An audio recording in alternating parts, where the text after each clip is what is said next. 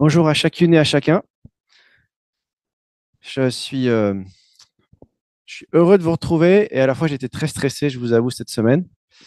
On va continuer donc cette série sur Ésaïe.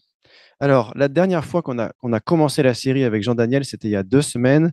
C'était un jour de baptême, donc c'était peut-être pas le jour pour passer beaucoup de temps à tout expliquer en détail. Donc, je voulais commencer déjà, avant vraiment de rentrer dans le texte, à vous expliquer deux, trois choses sur le livre d'Ésaïe. D'abord, la structure du livre. C'est un livre qui se divise en deux grandes parties. La partie 1, chapitre 1 à 35, la partie 2, chapitre 40 à 66. Et entre les deux, donc ces deux grandes parties sont des sections qu'on appelle prophétiques, avec des paroles, des poèmes, des reproches aussi, des promesses. Et au milieu, une section qui est d'un autre style, une section historique, en fait, qui ressemble beaucoup à ce qu'on trouve dans les livres des rois et chroniques, chapitres 36 à 39, et cette section est placée de façon précise pour un but précis. On aura l'occasion d'y revenir. Dans la partie 1, on va plutôt parler de jugement, mais pas seulement. Il y aura des jugements et aussi des promesses. Et dans la partie 2, on va plutôt parler de salut, mais il y aura quand même aussi des jugements. Mais il y aura quand même plutôt une orientation de jugement dans la première partie et de promesses dans la deuxième partie. En fait, au niveau historique, la première partie s'adresse à un peuple qui va bientôt subir une déportation à cause de son infidélité. Et la deuxième partie s'adresse à un peuple déporté pour l'encourager et l'encourager à mettre sa confiance en Dieu. Alors, il y a 66 chapitres dans Ésaïe. On s'est posé la question, est-ce qu'on étudie les chapitres un par un? Mais dans ce cas-là, on en a pour 3 ou 4 ans. On a pris le parti de faire plutôt un survol. Donc, c'est plutôt vraiment, on va passer très vite et on va choisir quelques textes, 15, 15 textes.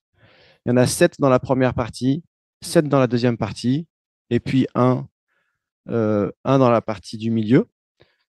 Et donc, en 15 prédications, on aura survolé Isaïe en espérant que ça donne à chacun les éléments pour comprendre le livre et l'envie de creuser par elle-même ou par lui-même.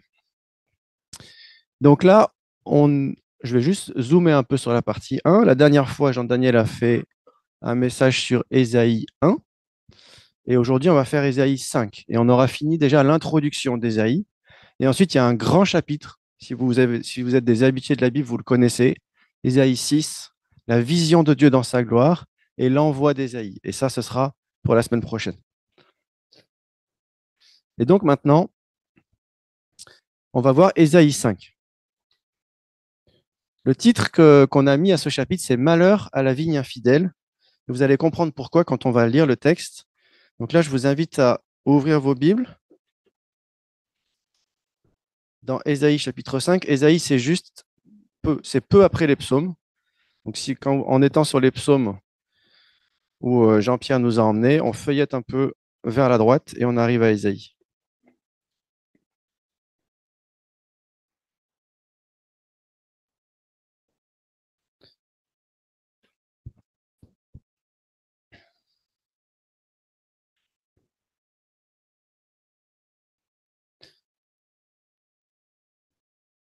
Ésaïe chapitre 5.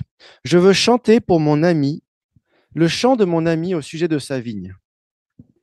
Mon ami avait une vigne sur un coteau fertile. Il en sarcla le sol, en enleva les pierres, et il y mit des plants de choix. Il bâtit une tour de guet au milieu de la vigne, et il y creusa un pressoir. Il attendait donc de sa vigne de beaux raisins, mais elle n'a produit que de mauvais raisins. Maintenant donc, habitants de Jérusalem, gens de Juda, soyez les juges entre moi et ma vigne. Qu'y avait-il encore à faire pour ma vigne que je n'aurais pas fait?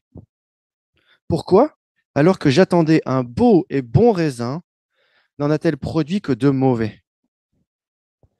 Maintenant donc, je vous ferai savoir ce que je vais faire à ma vigne. J'arracherai sa haie pour qu'elle soit broutée. Je ferai une brèche dans sa clôture pour que les passants la piétinent. J'en ferai une friche. Nul ne la taillera, nul ne la cerclera. Les ronces, les épines y croîtront librement, et j'interdirai aux nuages de répandre leur pluie sur elle. Or, la nation d'Israël, or, c'est la nation d'Israël qui est la vigne de l'Éternel, du Seigneur des armées célestes. Le plan qui faisait ses délices, ce sont les habitants du pays de Juda. Il attendait d'eux la droiture, et ce n'est qu'injustice. Il attendait d'eux la justice, et ce sont des cris de détresse. Malheur à vous qui joignez maison à maison et ajoutez un champ à l'autre, au point d'occuper tout l'espace et d'être seul dans le pays. Le Seigneur des armées célestes m'a parlé et m'a dit, ces nombreuses maisons deviendront une ruine. Ces maisons grandes et superbes seront inhabitées. Car 10 arpents de vigne ne produiront qu'un tonnelet de vin, et 10 mesures de semences n'en donneront qu'une de blé. Malheur à vous qui courez de bonne heure après les boissons enivrantes, et qui vous attardez le soir excités par le vin. Des lyres et des luttes, des tambourins, des flûtes animent vos festins où le vin coule à flot. Mais vous n'avez pas un regard pour ce que l'Éternel a fait, et vous ne voyez pas l'œuvre qu'il accomplit. Voilà pourquoi mon peuple s'en ira en exil, car il n'a rien voulu savoir. Ses notables mourront de faim et la population de soif. C'est pourquoi le séjour des morts fera gonfler sa gorge et démesurément élargira sa bouche. Les dignitaires de la ville et sa foule bruyante y descendront ensemble, et leur joyeux tumulte s'en ira avec eux. C'est pourquoi tous les hommes devront courber le dos, ils seront humiliés, et tous les orgueilleux devront baisser les yeux. Le Seigneur des armées célestes montrera sa grandeur en instaurant le droit. Le Dieu saint manifestera sa sainteté par la justice. Dans la ville ruinée, des agneaux brouteront comme en leur pâturage, et des chevreaux brouteront sur les ruines abandonnées des riches. Malheur à vous qui traînez le péché derrière vous avec les cordes du mensonge, et qui tirez la faute comme les traits d'un attelage. Oui, vous qui dites que Dieu se presse donc d'accomplir son ouvrage pour que nous le voyions, et qu'elle arrive la réalisation des projets du Saint d'Israël afin que nous les connaissions. Malheur à vous qui nommez le mal bien et le bien mal. Vous qui changez la lumière en ténèbres et les ténèbres en lumière. Vous qui changez l'amertume en douceur et la douceur en amertume. Malheur à vous qui vous prenez pour sages et vous croyez intelligents. Malheur à vous qui êtes des héros quand il s'agit de boire et des champions pour vous gorger d'alcool. Qui, pour un pot de vin, a quitté le coupable et qui privait le juste du droit qui lui est dû. Voilà pourquoi vous serez consumés comme un fétu de paille dévoré par la flamme et comme une herbe sèche engloutie par le feu. Oui, vos racines pourriront.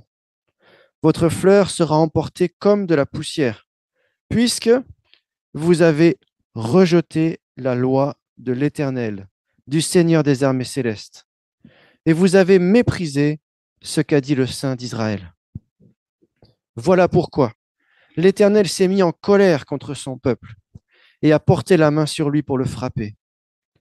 Les montagnes sont ébranlées et les cadavres sont pareils à des ordures qui traînent dans les rues. Mais malgré tout cela, son courroux ne s'apaise pas, sa main reste levée. L'Éternel dresse un étendard pour des nations lointaines. Il siffle pour les appeler du bout du monde. Les voici qui arrivent d'un pas prompt et léger. Parmi eux, personne ne connaît la fatigue, personne ne chancelle, personne ne somnole, et nul n'est endormi. Nul n'a son ceinturon dénoué de ses hanches, leurs cordons de sandales ne sont pas déchirés, leurs flèches sont aiguës, et tous leurs arcs tendus. Les sabots des chevaux sont comme du silex, et les roues de leurs chars sont comme un ouragan.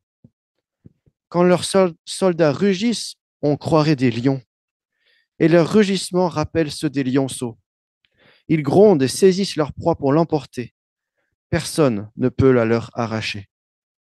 En ce jour-là, retentira contre eux un grondement pareil au grondement de l'océan. On regardera le pays, on n'y verra que des ténèbres, une grande angoisse. La lumière sera voilée par d'épaisses nuées.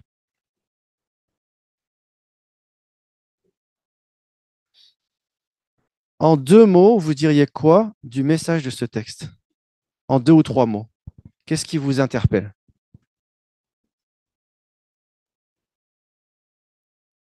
Jugement,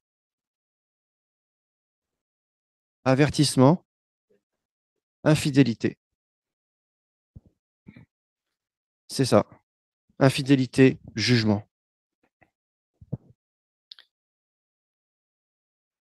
Donc, la première chose que je voudrais voir ensemble avec ce texte, c'est cette affirmation-là du prophète.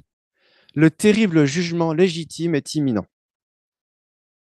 Et on va réfléchir à la fois aux destinataires de ce texte, au peuple juif, et puis à nous aussi, qui ne sommes pas juifs et qui vivons aujourd'hui, en 2024. Pour eux, autrefois, ils étaient sous une alliance, l'ancienne alliance. C'est-à-dire, il y avait un accord entre Dieu et eux, et au sein de cet accord, il y avait des bénédictions et des malédictions. Ça, on le voit exprimé dans des textes plus anciens, et en particulier, c'est récapitulé dans le Deutéronome au chapitre 28.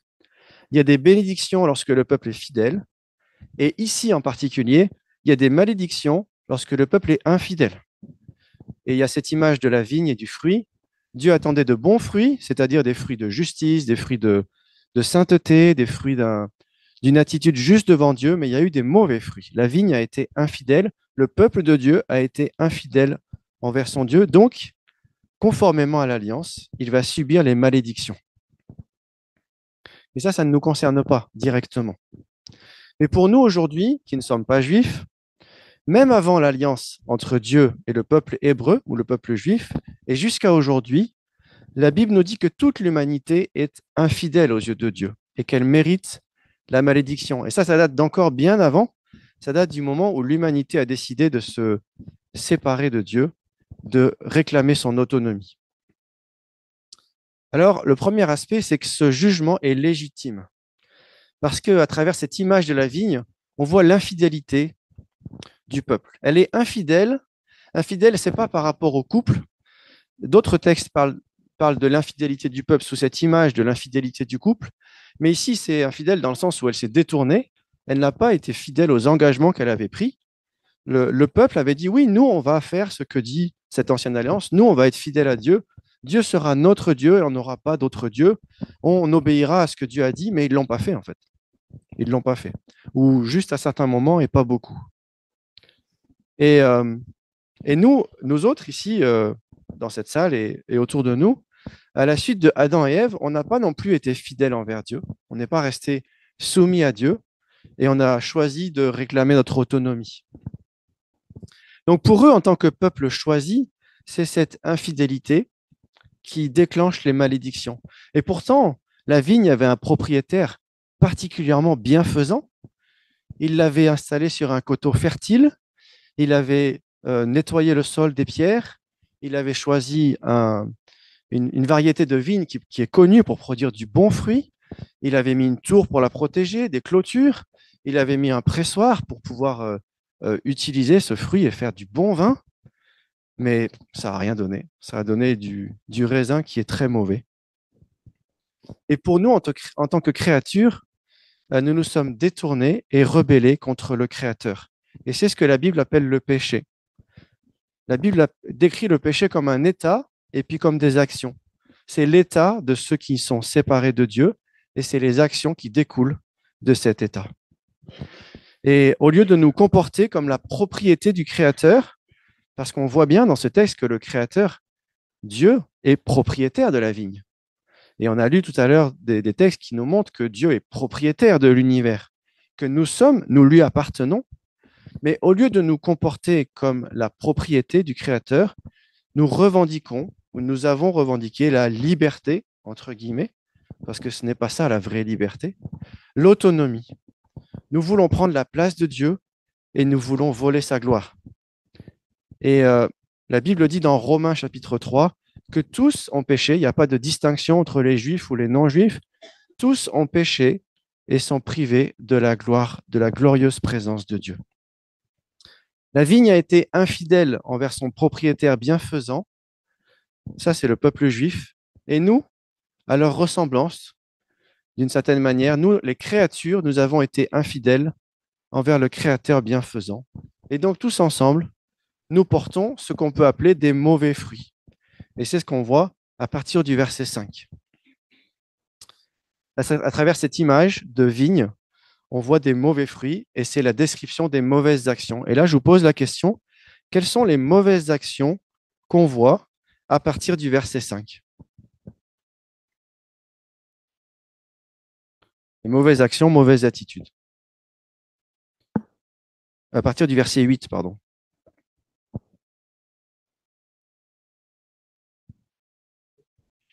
Pardon? La cupidité, ouais. L'égoïsme aussi, hein, la cupidité égoïste. Voilà, ceux qui veulent avoir de plus en plus de choses, mais peu importe si ça fait du mal aux autres. Voilà, la fête. Alors, on va voir après, la fête, c'est pas forcément mauvais en soi de faire la fête, mais qu'est-ce qui est mauvais là dans leur attitude? Il y a les excès, ouais, ils font des excès d'alcool notamment. Et puis, qu'est-ce qu'on voit d'autre aussi? Euh,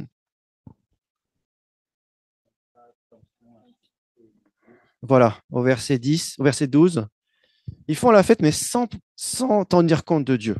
Et c'est ça le véritable problème.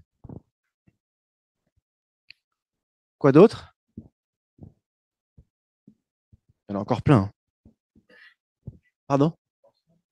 Le mensonge, ça c'est dans les jugements, dans le verset 18. Oui, c'est ça, les cordes du mensonge. Oui, le mensonge. L'orgueil, au verset 15. Les hommes devront être abaissés, les orgueilleux devront baisser les yeux.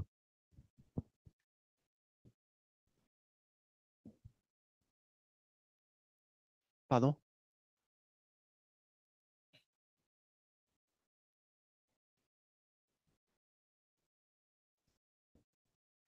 Oui, je sais pas, d'accord. Lié au monde, lié aux dignitaires de la ville.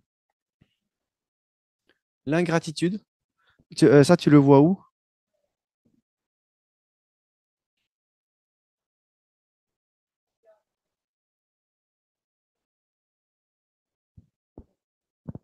D'accord.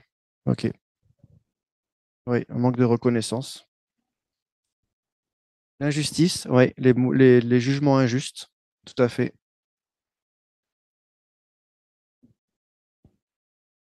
Alors, le mépris, hein, le mépris de la parole de Dieu. Alors, où est-ce que il était celui-là? Verset 24, voilà. Ils ont rejeté la loi de l'Éternel, ils ont méprisé ce qu'a dit le Saint d'Israël.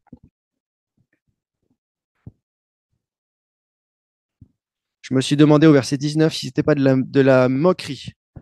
Que Dieu se presse donc d'accomplir son ouvrage pour que nous le voyions.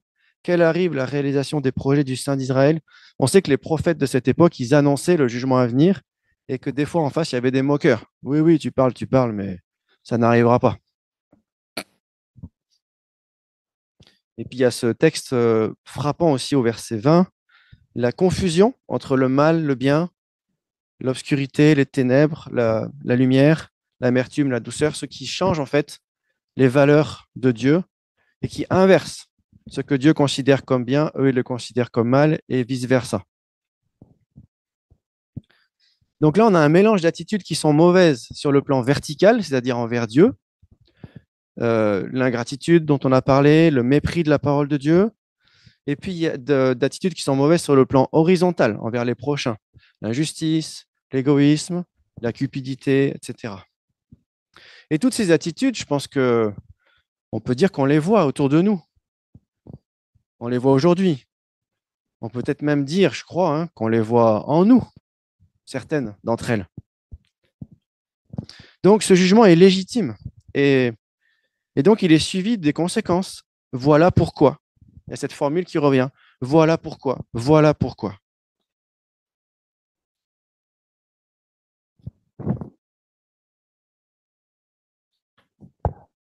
Et ce jugement, il est terrible. Il est terrible pour le peuple juif qui vit dans un contexte historique particulier de guerre et de déportation. La déportation, c'est quand le vainqueur, il prend la population, au moins la population la plus importante, les riches, ceux qui ont du pouvoir, et il les emmène ailleurs, il les déracine. Comme ça, il n'y a pas de il n'y a pas de révolte possible. Ça, c'est quelque chose que pratiquaient les peuples, les grands peuples conquérants de cette époque, et en particulier ici, probablement la nation assyrienne, l'empire assyrien.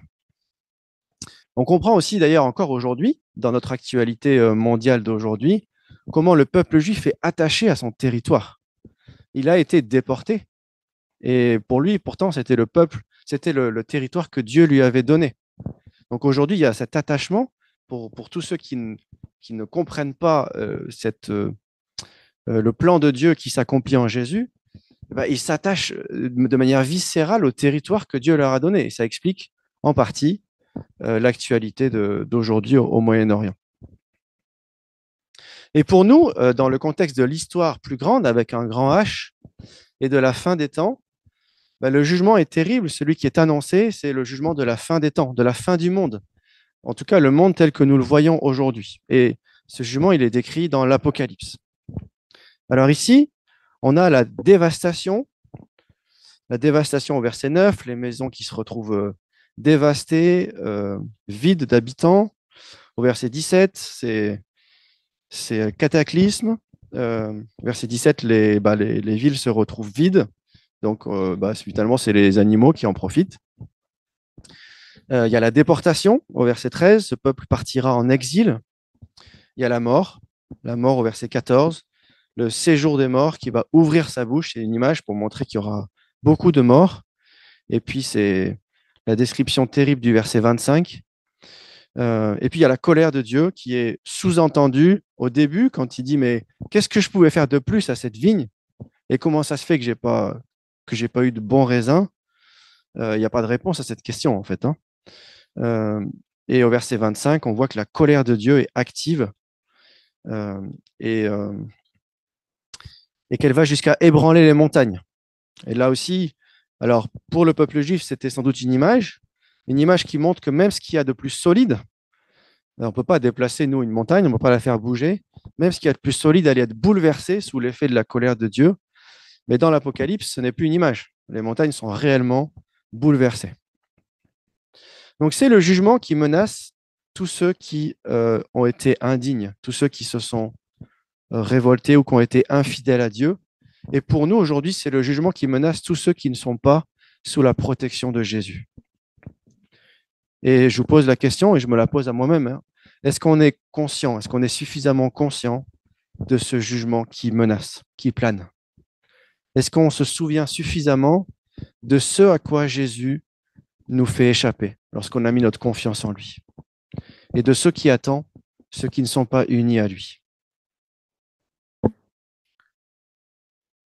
Et puis, c'est un jugement qui est imminent. Imminent, ça veut dire qu'il est très proche, qu'il s'approche. Et là, on voit à partir du verset 26 que le jugement est déjà en route. L'Éternel dresse un étendard pour des nations lointaines. Il siffle pour les appeler du bout du monde, un peu comme un berger qui siffle son chien. Et les voici qui arrivent d'un pas prompt et léger. En fait, ils sont déjà en route, on a l'impression. Cette immense armée, probablement assyrienne, elle est déjà en route et elle a l'air invincible.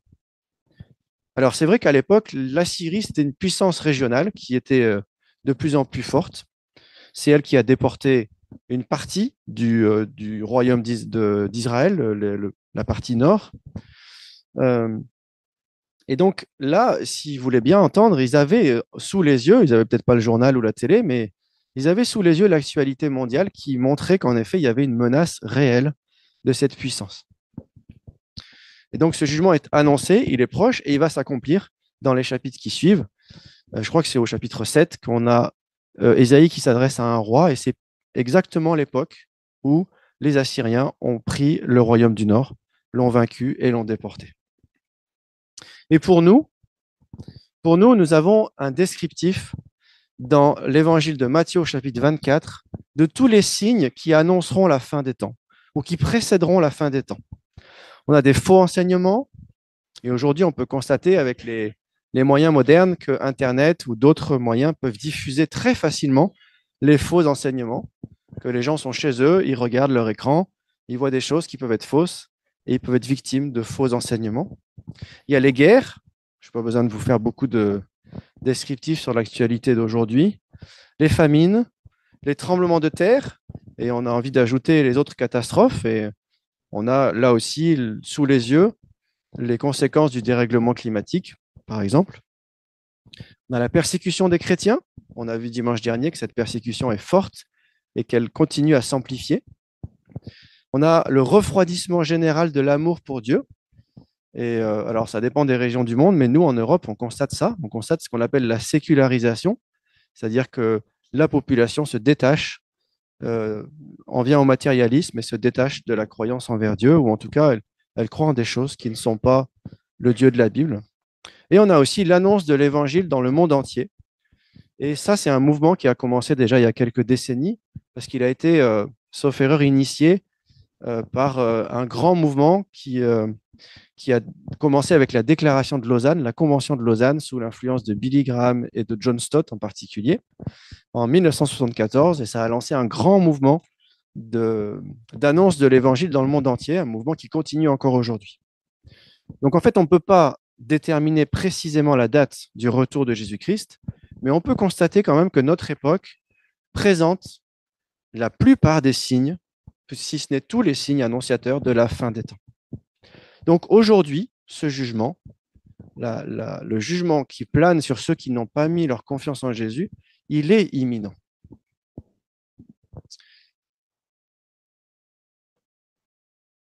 Donc ça, c'est la première partie que je voulais voir avec vous. Le terrible jugement légitime est imminent. C'est pas très agréable, et il doit quand même y avoir un but derrière tout ça.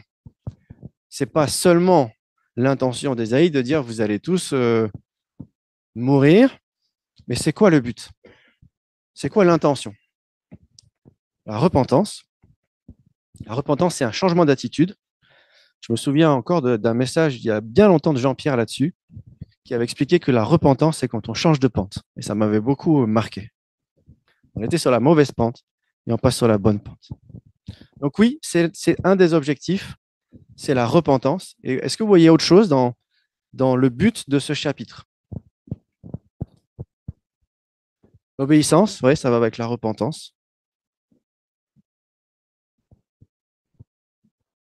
Alors c'est plus facile quand on a étudié Ésaïe en entier. C'est l'affirmation de qui est le seul vrai Dieu. Et ça revient à quelques reprises. On voit que l'humanité est abaissée et qu'en parallèle, Dieu est élevé. Ça, c'est au verset 15 et 16. Les hommes devront courber le dos, ils seront humiliés. Et en parallèle, le Seigneur des armées célestes montrera sa grandeur, ou dans d'autres versions de la Bible, il sera élevé. Donc, il y a besoin en fait de revoir qui est Dieu. C'est pour ça qu'ils se sont détournés de Dieu. C'est qu'ils ne voyaient plus qui était le seul vrai Dieu, ou ils s'étaient tournés vers de faux dieux. Donc, en fait, je pense que c'est ça aussi l'objectif d'Ésaïe, c'est revenez à l'Éternel, le seul vrai Dieu. C'est ça son message. Le terrible jugement légitime est imminent. Revenez à l'Éternel, le seul vrai Dieu. Et pour nous, je l'ai formulé un peu différemment. J'ai formulé comme ceci: attachons-nous à Jésus, le seul Sauveur. Alors j'ai mis attachons-nous plutôt que revenons, parce que pour plusieurs d'entre nous, quand même, nous sommes déjà unis à Jésus. Nous sommes déjà revenus à Jésus de notre séparation d'avec Dieu. Mais quand même, il y a cette notion de repentance, en effet, qui est sous-entendue. Parce que dans la vie chrétienne, la repentance, ça fait partie d'une des facettes de la vie chrétienne. On entre dans la vie chrétienne par la repentance, mais on continue cette attitude de repentance, c'est-à-dire de toujours changer nos cœurs et toujours mieux conformer nos vies à ce que Dieu veut. Et puis l'attachement à Jésus, ce n'est pas un attachement une fois pour toutes, c'est un attachement qui commence et qui doit s'affermir et s'approfondir pendant toute notre vie. Donc à travers ce chapitre, je voudrais qu'on s'encourage à s'attacher à Jésus, le seul Sauveur. Premièrement, Jésus est le Sauveur. Je n'ai pas mis du rouge, j'ai mis du vert cette fois. C'est un peu plus joyeux, un peu plus encourageant. Face à ce terrible jugement légitime, il y a un échappatoire possible. Et le seul échappatoire possible, en fait, c'est Jésus. J'ai été frappé, je ne sais pas si c'est l'objectif du Saint-Esprit, mais moi j'ai été frappé par les versets qui commencent et qui terminent ce chapitre. Premier verset, ça parle de l'ami ou dans d'autres Bibles du bien-aimé. Les derniers versets, ça parle des ténèbres. Les ténèbres, c'est le noir et l'angoisse. Un bien-aimé, des ténèbres, de l'angoisse. Ça vous fait penser à quelque chose? Au Fils bien-aimé de Dieu sur la croix, avec 3 heures de ténèbres et d'angoisse. Je ne sais pas si c'est l'intention du texte, hein. Je suis honnête avec vous, mais moi, ça m'y a fait penser. Ça m'a fait penser à la croix. Ce qui est sûr, en tout cas, c'est que les malédictions qui étaient prévues pour nous, elles sont tombées sur Jésus à la croix. Et ça, on le voit plus loin dans Ésaïe, au chapitre 53. C'est pour nos péchés qu'il a été percé. C'est pour nos fautes qu'il a été brisé. Le châtiment qui nous donne la paix est retombé sur lui. Et puis dans le Nouveau Testament, dans la lettre aux Galates, chapitre 3, le Christ nous a libérés de la malédiction que la loi de Dieu faisait peser sur nous en prenant la malédiction sur lui à notre place. Les malédictions, toutes les malédictions qui nous étaient destinées, elles sont tombées sur lui.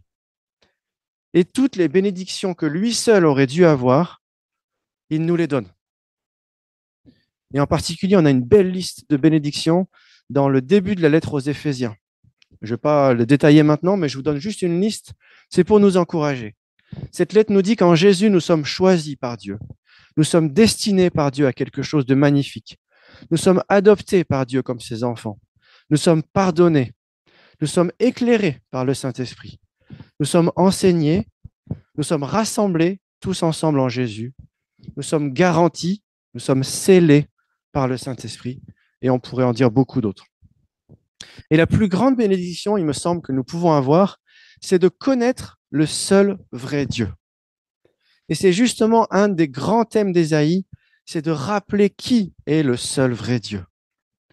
Et c'est cet aspect-là que je voudrais rappeler maintenant. Jésus est le seul sauveur, le seul vrai Dieu. Il y a plusieurs affirmations dans ce chapitre 5 à propos de Dieu. Et je vous pose maintenant la question, qu'est-ce qu'on voit à propos de Dieu dans ce chapitre? Qu'est-ce qui est dit de lui? Au verset 1, je vous l'ai déjà soufflé.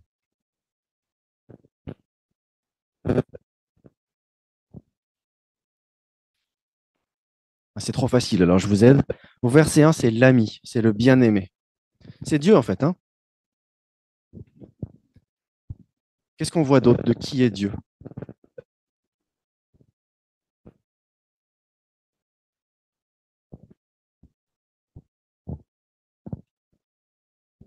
C'est le propriétaire de la vigne, exactement.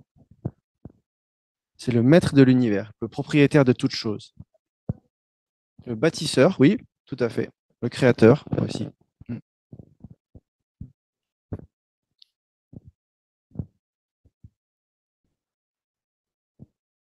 C'est lui qui rend fécond, tu parles de la vigne. Oui.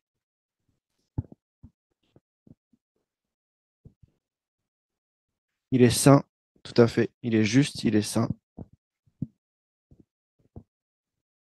Il est bienveillant. Ça, on le voit parce qu'il est un ami. C'est ça? Il prépare tout, oui.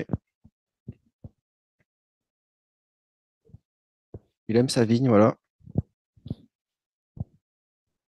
Il est le saint d'Israël. Donc, le saint, ça veut dire qu'il est séparé du mal. Et aussi, ça veut dire qu'il est en lutte contre le mal. Et en lutte contre le mal, en particulier dans nos vies. Et ça, c'est un encouragement pour nous.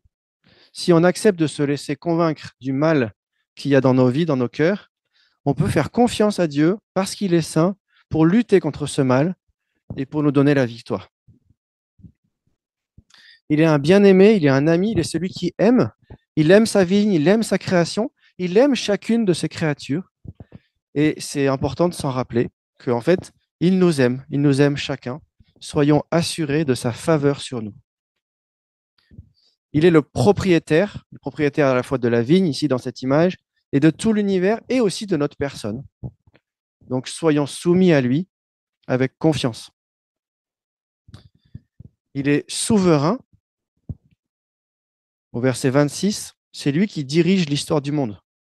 C'est lui qui décide que telle nation va aller à tel endroit et va avoir la victoire. Et c'est lui qui dirige toute l'histoire, que ce soit la grande histoire du monde, mais aussi notre histoire. Et nous pouvons nous reposer sur lui avec confiance. Et moi, j'ai un souvenir de la dernière fois où j'ai lu Ésaïe, c'était pendant la période Covid, pendant la période de confinement. Et c'était un encouragement pour moi de lire Ésaïe et me dire, voilà le Dieu que nous avons, ce Dieu qui maîtrise l'histoire. Et puis, c'est un Dieu qui est fidèle, en fait. Il est fidèle à son alliance.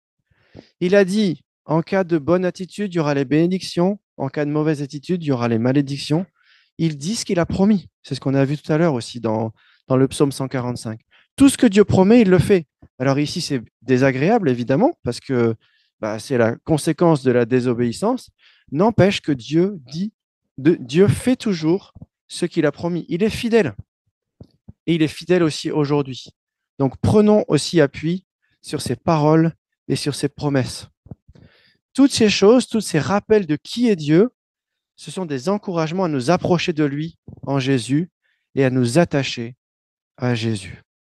Donc attachons-nous à Jésus.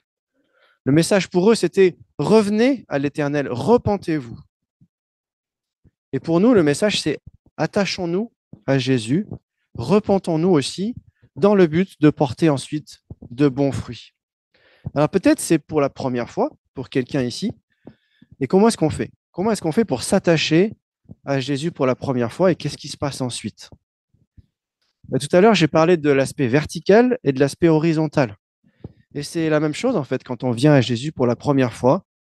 C'est d'abord une démarche intime au fond de notre cœur et qui se traduit par une dimension verticale, c'est-à-dire la prière. On va commencer par dire à Dieu, chacun à sa manière, je reconnais mon état et je reconnais que Jésus est mon sauveur et mon Seigneur à partir de maintenant.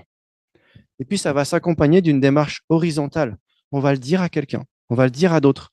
À partir de maintenant, j'ai décidé d'être uni à Jésus. Et puis ensuite, qu'est-ce qui se passe? En fait, ça continue de la même manière. Ces deux dimensions, verticale et horizontale, continuent et s'amplifient. On va s'attacher, chacun personnellement à Dieu, par la prière, par la lecture de la Bible, par la louange, par l'obéissance à ce que Dieu nous dit, etc. Et puis, on va s'attacher à d'autres. On va s'attacher à un groupe de personnes qui croient en Jésus, une église.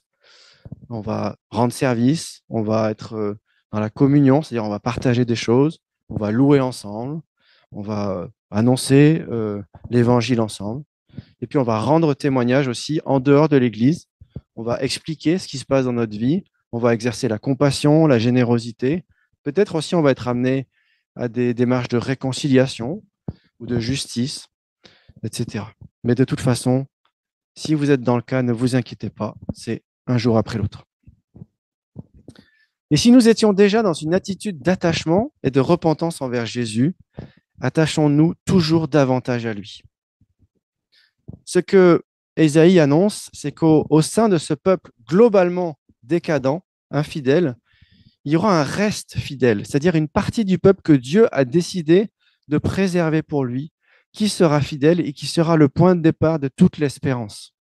Et ce reste fidèle, en fait, il va se réduire petit à petit jusqu'à être limité à une seule personne, c'est le serviteur fidèle, c'est celui qui annonce Jésus-Christ. Mais nous aussi, finalement, au sein de l'humanité qui globalement est séparée de Dieu, nous sommes ce reste fidèle, appelé à vivre à contre-courant et à porter de bons fruits. Et c'est dans l'attachement à Jésus que nous qui, de nature, sommes infidèles et incapables de plaire à Dieu, nous devenons capables de changer de fruits. Et au lieu de porter des mauvais fruits, nous devenons capables en Jésus de porter de bons fruits. Et toutes les choses qu'on a vues ensemble tout à l'heure de mauvais fruits peuvent être transformées en bons fruits dans la grâce de Dieu dans nos vies. La pseudo-liberté rebelle, c'est comme ça que je l'appelle, de ceux qui disent on n'a pas besoin de Dieu, on peut vivre sans Dieu, elle peut devenir une soumission dans l'amour. La cupidité, la possession égoïste, elle peut devenir une générosité confiante. La frénésie des plaisirs sans Dieu, celle que nous connaissons bien autour de nous, hein, fais-toi plaisir, prends du bon temps, adonne-toi à tes loisirs, etc., etc. Ce n'est pas que toutes ces choses soient mauvaises en soi, mais lorsqu'elles ne tiennent pas compte de Dieu, là, oui, elles deviennent mauvaises. Mais elles peuvent être rachetées en Jésus. Et en particulier, ce dont nous avons besoin, en réalité, ce n'est pas juste de prendre des temps de plaisir, mais c'est d'avoir de la joie dans notre cœur. Et cette joie, nous la trouvons en Jésus. Réjouissez-vous de ce que le Seigneur est pour vous, dit la lettre aux Philippiens. Et puis, cette joie, ce plaisir, nous l'avons aussi en espérance. Ce chapitre parle de festin sans Dieu, mais l'Apocalypse nous parle d'un festin avec Dieu. Le festin de l'éternité, le festin du mariage de Jésus avec son Église, le festin des noces de l'agneau, comme c'est appelé. Donc, nous pouvons attendre avec confiance ce moment aussi de festin. Nous pouvons avoir des plaisirs aussi aujourd'hui, hein. Ce n'est pas l'idée d'être séparé de tout plaisir, mais dans la présence de Dieu, dans sa dépendance. L'orgueil qui nous habite tous peut être transformé par la grâce de Dieu en humilité. La confusion, le mensonge, le mélange, le bien, le mal, le noir, la lumière, toutes ces choses qui peuvent des fois nous tourner un peu la tête, elles peuvent être transformées dans la vérité de la parole de Dieu. La folie, l'ignorance, ceux qui se considèrent comme sages à leurs propres yeux, elle peut être transformée en une sagesse et une connaissance de la pensée de Dieu. Les excès peuvent être transformés par la modération, l'injustice, par la justice. Toutes ces choses sont possibles par la grâce de Dieu qui nous est donnée en Jésus. Et je voudrais vous interpeller, vous demander, et à moi aussi, de s'arrêter un instant pour réfléchir, c'est lequel de ces aspects que Dieu m'appelle à travailler cette semaine. Que ça ne reste pas juste quelque chose d'un peu théorique, mais Seigneur, qu'est-ce que tu veux cette semaine que je remette en ordre dans ma vie? Et puis aussi, je voulais le faire et j'ai oublié, dans les différents aspects de qui est Dieu, quel est lequel? Quel est lequel? Quel est celui que Dieu veut que je me souvienne cette semaine? Et j'arrive à la conclusion. Là, j'ai remis toutes les couleurs. Le terrible jugement légitime est imminent. Attachons-nous à Jésus, le seul sauveur. Et j'avais 3 grandes applications. La première, c'est échappons au terrible jugement, si ce n'est pas encore fait. Et si c'est déjà fait, souvenons-nous de ce à quoi nous avons échappé. Le deuxième, c'est connaissons le seul vrai Dieu. Et dans le même sens, abandonnons nos fausses conceptions de Dieu. Et c'est là que je voulais vous poser la question. On a vu différents aspects de Dieu. Dieu est un bien-aimé, un ami. Dieu est fidèle. Dieu est un propriétaire. Dieu est saint. Dieu est souverain. Lequel est l'aspect dont vous avez besoin de vous souvenir cette semaine? Et puis, attachons-nous à Jésus pour porter de bons fruits. Cette semaine s'approche le Beaujolais nouveau. On ne peut pas parler de bons fruits, vraiment, pour le Beaujolais nouveau. C'est quelque chose de meilleur que nous sommes appelés à porter. Et puis, pour terminer en conclusion, je ne sais pas si c'est votre cas, mais moi, en étudiant ce texte, je ressentais une double émotion. Un mélange de tristesse et de satisfaction. La satisfaction du fait que le jugement va tomber sur le mal, sur les infidèles. Et dans ce jugement, la sainteté de Dieu est élevée. Et puis, il y a aussi une tristesse. La tristesse du bien-aimé qui voulait que sa vigne porte du bon fruit, mais elle ne l'a pas fait. Et la tristesse, le malheur, c'est un malheur. Malheur à vous, malheur à vous, malheur à vous. Tous ces malheurs qui vont tomber, c'est une grande tristesse aussi de la part de Dieu qui aime ses créatures.